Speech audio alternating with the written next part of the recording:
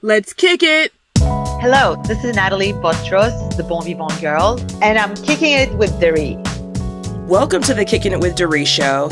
I am your host, Dari Allen Nieves, and today my guest is Nathalie Botros. Nathalie Botros is the Bon-Vivant Girl. She's a certified health coach and psychotherapist who teaches women how to lose weight and feel great without sacrificing their appetite and love for life. She is a world traveler with a big appetite for food and experiences.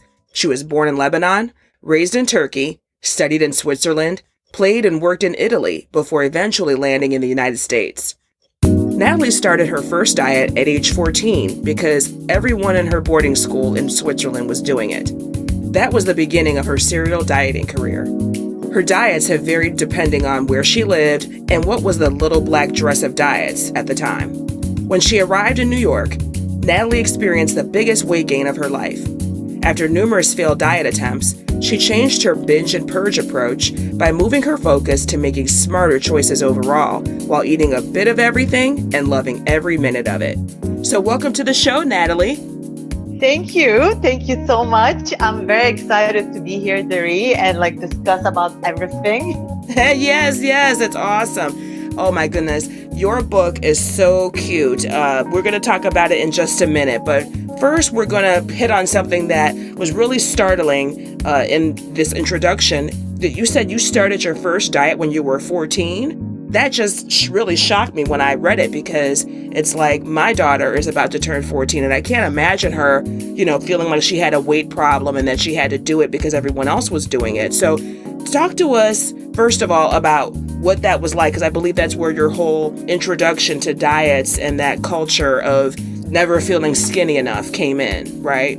Exactly. And funnily, I wasn't even overweight or something, but everybody was doing it. I was I had the pressure from the peer pressure to fit, in the groups. So I kind of felt obliged to do a diet too. But what happened is that I used to live, it was in Switzerland, in an all-girl boarding school. And Switzerland is known for cheese and chocolate, paradise. So I don't know if it made me good, bad, whatever, but it's true that I see around me more and more young girls, they start their diet early because everybody is doing it, or they take a magazine and they see all those women, with unrealistic body images. So we try kind of to follow up that. I started when I was 14, quite young, but at the beginning, over the years, I tried this diet, that diet, but I wasn't really crazy dieter. Everything really, really happened when I moved to New York, to the United States, where I gained 40 pounds without even noticing in less than a year. Oh, that wow. was really where I lost it. And I dedicated my life to diet. I tried all the diet on the market. I mean, name it, I did it. I did some crazy ones. And I really, really begged people to not do the crazy stuff that I did. And until I decided that this was enough. And this book it's really it's in a way my life, how I lived it, and how I discovered that, to start with, even if you have some extra weight, you have to love yourself, and everything starts with that, with happiness. And losing weight shouldn't be a punishment, shouldn't be, restriction. It should be a lifestyle and not a diet as we call it.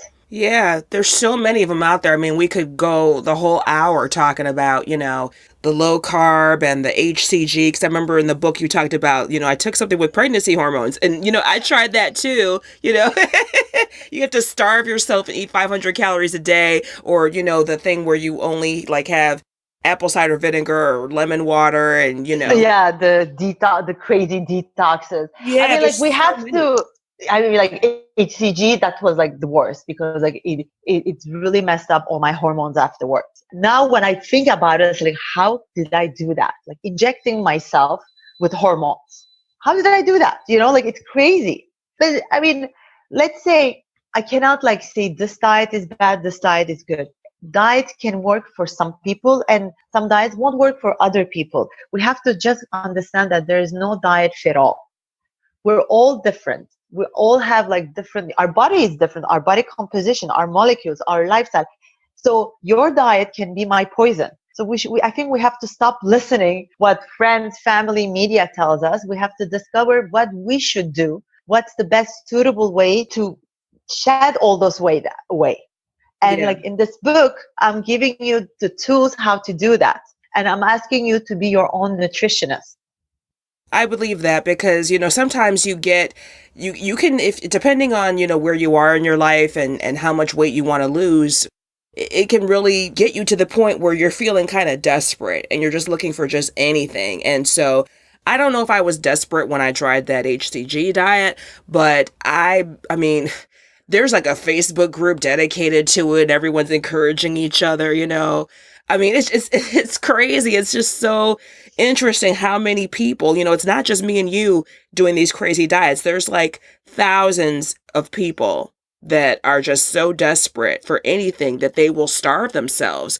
And, likewise, there's also thousands of people that are doing the opposite, that are just packing it on. And sometimes it's not really all about the food. Sometimes it's disease. Sometimes it's stress. I'm sure that there's different reasons why, when you moved to New York that you gained 40 pounds. It's not necessarily because you were eating everything under the sun. No, exactly. Exactly. And like, just like before talking like why I gained that weight, I think that people need to understand that there is no quick fix. I mean, we didn't gain that weight in a day. So it's impossible that our bodies are not machines. It's impossible for our body to lose it in 3 days. So stop believing in like 3-day magical diets or, like they put like 10-minute workout apps. No, it's a work. It's like, it's going to take time. So instead of stressing about it, enjoy the journey about getting rid of the fat or getting, into working out,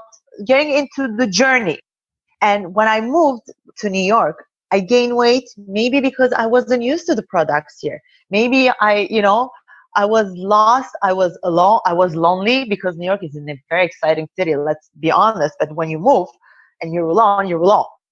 So this food journal, like you can have the streets buzzing, but you're going to walk, you're going to be by yourself. And what I'm advising in my book is like to keep a food journal, especially to discover why you gained that weight or you have gained that weight or what you're doing wrong in your life. And normally the food journals will always log in the food that we eat. I'm not asking you just log the food. I want you to write what time, when, why. I mean, like, if I'm eating a bag of potato chips, am I eating it because really I'm craving it, I'm hungry, or because I'm bored, I have nothing to do? Once that you log in all this information in your book, in your food journal, you can, after a week, you can see already your weaknesses and strengths concerning food. Maybe it's quantities. Maybe it's like a specific time. You know that every day at 3 p.m., you have to have your sugar. But why? Maybe because that's the time that you take a break, or that's the time your colleague at work is eating a Snicker bar and you're like checking it out and you're craving it. You know what I mean? So it's like this journal will really, really, really help you to discover. And this is not only about food journal too. If you have other problems in life, you can adapt a journal to everything with the loggings and then with the details in it. Absolutely. I'm a staunch believer and advocate in journaling, whether you do it every day or not. Food, mood, anything that's on your mind to decompress, because it's something that's yours. And unless you choose to share it with someone, it's private. So we're going to back up a little bit and talk a little bit about Nathalie's book. She has a book called If You Are What You Eat, Should I Eat a Skinny Girl? And I think that's a really cute title. And this is where she's talking about the food journal and a lot of other tips, like loads of tips. This book looks like it's really small, but it is packed with information. It's not a lot of fluff, so it can afford to be concise. What was the purpose of this book? Because you learn these tips, you learn that you can't have a one-size-fits-all kind of diet and all these different tips. Why did you make a book about it? Because there's so many other diet books. Why did you write yours? Well, to start with, this is not a diet book. This is the perfect anti-diet book. I'm not asking you to follow this diet or that diet. Like, it doesn't tell you what you have to eat, what you shouldn't have to eat. Again, because like as we said, bioindividuality, everybody is different. I wrote this book because I wanted to share my experience and show that there is a way, and there is a way without suffering, without being desperate, and without sitting home, especially, and being sad. Because whenever I used to do the diets, I would stop my life and I would sit at home, like munching on my 3 carrots and then hating everyone outside having fun. I was like, this is unfair. You know what I mean? Mm-hmm. So I said, wait a second, this is not a life. I mean, like, I'm living in the most exciting city in the world, in one of the most exciting in New York, but I'm not enjoying it. I'm like, I'm not leaving my apartment because like I have to follow this strict diet or that strict diet, and that restaurant I cannot eat, this restaurant I cannot eat. So this book is really a roadmap to have a new, healthy and happy lifestyle. And while you have the happy and healthy lifestyle, you will lose the weight. I know it will work.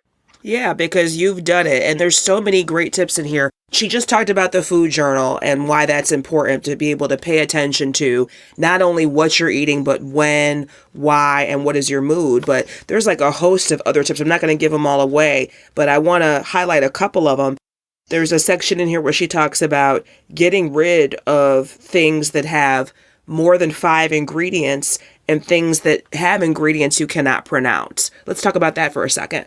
Exactly. So, I mean, as you said, the food journal is important. Once that you have it, I encourage people to clean their house, to clean their house from toxic food and toxic elements that will hold them to their happy future. And when I talk about like 5 elements, I don't agree. I don't believe in 0-calorie salad dressings or 100-calorie snack packs. Like, no, it doesn't exist. It's like, if you want to eat something real. Who will stop at 100-calorie cookie bag? You will end up opening the 5 of them that are in the box, right or not? I mean, like, let's be honest. It's like, instead of doing that, eat something more exciting. And then again, like on this, it's like, there are calories and calories. It's not 100 pack cookie snack. It's not the same. If it's 100-calorie, it's not the same 100-calorie that you will have when eating an apple, where you have more fibers and better ingredients for your health. So I know that it's like very complicated, and I don't want everyone to sit and start, studying everything. So I said, let's do this rule. Go through your fridge or your pantry and check the ingredients. If there are more than 5 ingredients, there's something wrong with it, And if it's something that you cannot pronounce, you won't eat it. Don't eat it, because like, if you don't pronounce, it means that it's not something that you know. It's like, it must be something chemical to Right. be able to make it, like 0-calorie. How can a food be 0-calorie? I don't get that. Right. That's impossible. It's not food then. Yeah, exactly. It's like, so it's all chemical. I'm like, good for you. You save maybe calories, but on the other side, you're ruining your health with like other toxic ingredients in it. Yeah. I think that that's a mistake to solely focus on the calories. I think what you're getting at is focusing on what you're putting in your body and that it has macro and micronutrients, because you can get a 0-calorie item that has no nutritional value. So what are the nutrients in that thing, that's going to really fuel your body, give you real energy that won't have you crashing later? Exactly. I mean, in my book, I put the thing, it's like, why would you eat something if someone blindfolds you? Would you eat that, anything that they give you to eat? You won't. I mean, unless you're in fear factor. So why eating something, but I mean, like, really, why eating something that you don't know what you're eating? Because like that salad dressing, it's everything but the salad dressing. So like, when you read, I mean, unless you go and you do all the researches, you Google it and you find it, okay, good for you. But otherwise, like, why you're eating it? You don't know what you're eating. Mm-hmm. So it's like, we have to be aware. And again, it's like, it's not hard. It's just like, be practical and use whatever makes sense, and don't try to get the quick fix. Well, Nathalie, you are the Bon-Vivant Girl. I love that term. I love that. That is so awesome. Tell everybody what Bon-Vivant means. Bon-Vivant in French means well living. And by well living, I mean, stop restricting yourself. Be happy. Live every day fully, and live your life to the fullest potential. And to become a bon-vivant girl, you have several steps. And the first of them is love and accept yourself. People need to understand that if they don't love and accept themselves, nobody will do it. So it has to start from us. And if it's like, for example, if it's with the weight problem, and then we feel, I mean, it's how I felt. I felt fat, ugly. I said, like, oh, I look like a monster. I cannot even go out and show my figure to people. So how can other people love me if I don't love myself? So the Bon Vivant Girl lifestyle, let's say, teaches people to love and accept yourself in order to move on and get to better place with weight, with work, with anything in your life. Okay, so what are the steps to the Bon Vivant Girl lifestyle? Okay, so the first one, as I just mentioned, is like love and accept yourself. It's really accepting who you are. And some people will tell me, if I accept who I am today, why I should change. No, I'm not saying you that you shouldn't change, but you have to first accept and love who you are today to be able to move forward in your life. So that's like really the first step.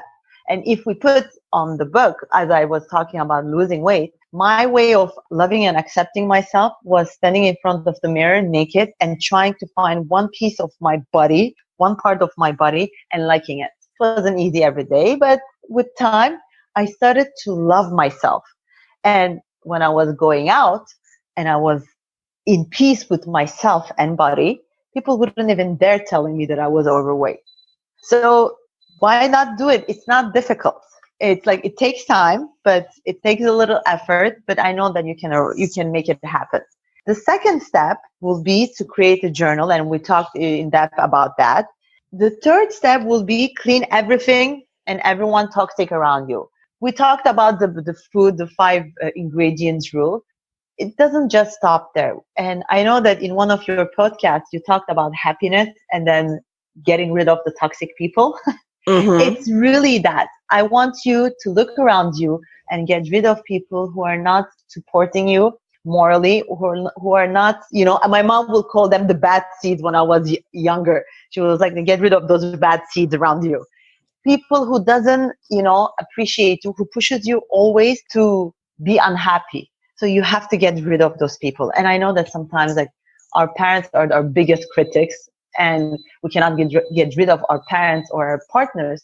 If that's the case, I advise you to sit them in front of you and then talk to them and explain that they have to, really be by your side during your journey. I want you to inspire people. The step 4 will be do everything with love. Now that we clean everything toxic, food, clothes, people around us, we have to fill it up with love, with positivity. And I know it's going to sound, for some people, it could sound a bit cheesy, but you have to do everything with love. Your job, your cooking, your life, your even cleaning should be with love. And the outcome will be better. It will taste better, it will look better, and it will have better results.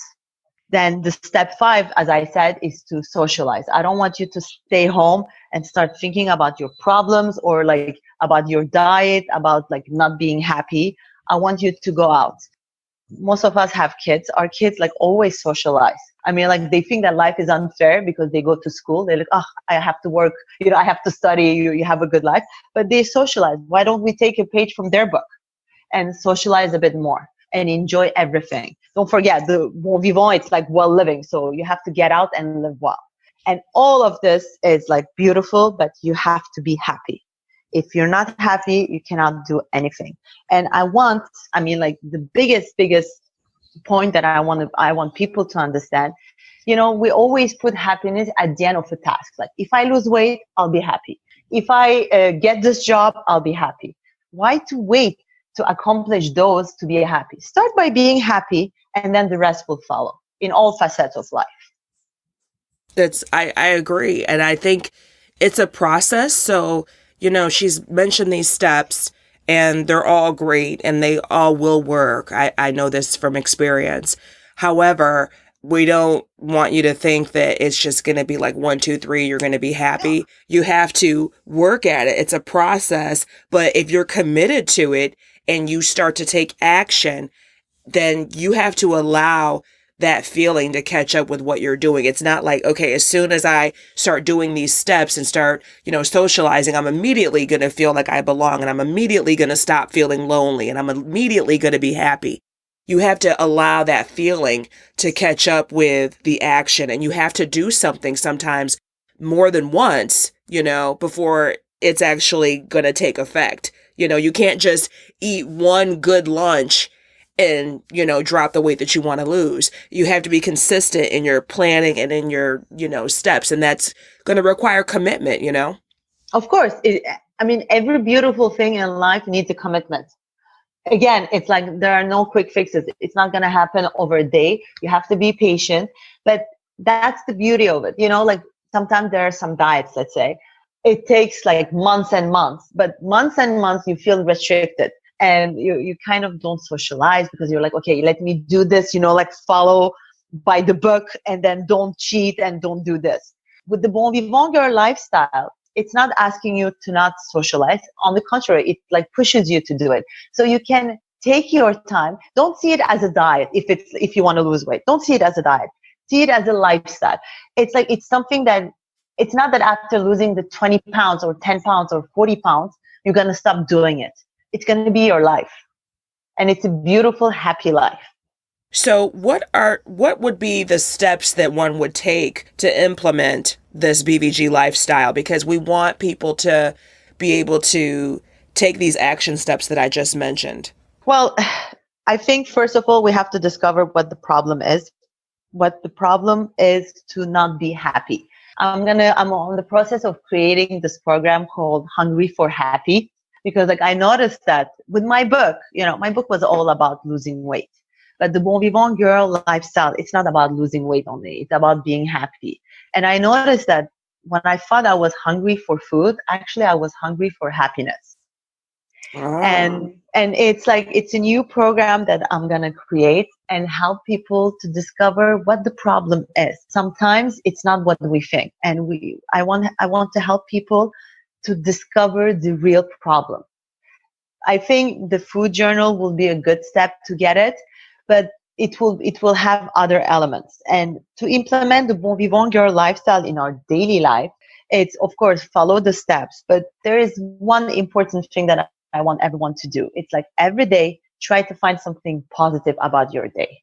I know that we cannot have all peachy days, and we have days like everything goes bad and like we want to hate everyone and everything. Those days, try to find a little thing. It could be, a silly thing, a little kid smiling, or like a phone call from a friend that we haven't heard for a while.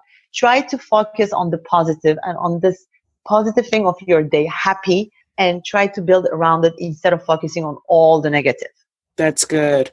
Like I said before, it takes time, but you can do it. You've been doing something the wrong way for a long time, even if it's just something with your mind. The mind is going to feed the body, and the actions that you take, those thoughts that you have are going to decide what you're going to do next. If you think about something long enough, you'll do it. So if you have spent years and years with toxic thoughts, then of course it's going to take you time to reprogram. And you can't just take something away without adding something good. So if you're taking away something bad, you've got to replace that. So if you have a bad habit of saying, oh my gosh, I'm so stupid, that's why nobody likes me, that's why I don't have a man, or whatever negative thing that you say to yourself, you've got to replace those thoughts with good things like, you know what, this is going to happen for me. I'm doing well and I'm getting better day by day.